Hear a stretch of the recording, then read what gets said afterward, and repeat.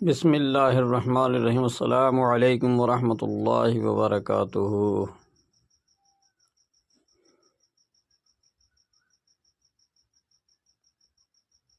حضرت عیسیٰ علیہ السلام اللہ تعالیٰ کے برگزیدہ نبی ہیں، جن کا ذکر قرآن مجید میں 25 مرتبہ آیا ہے۔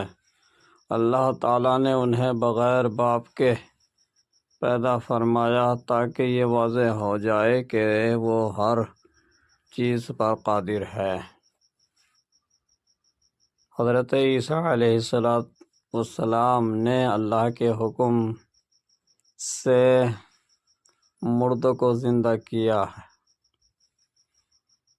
مادر ذات اندھوں کو اور کوڑھیوں کو شفا دی، اور بنی اسرائیل کو راہ راست کی دعوت دی۔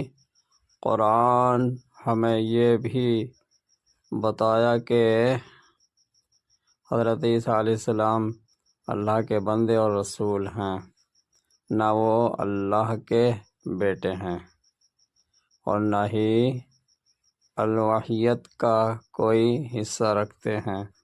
اللہ تعالیٰ نے انہیں زندہ آسمان پر اٹھا لیا ہے اور قیامت سے پہلے وہ دوبارہ دنیا میں تشریف لائیں گے۔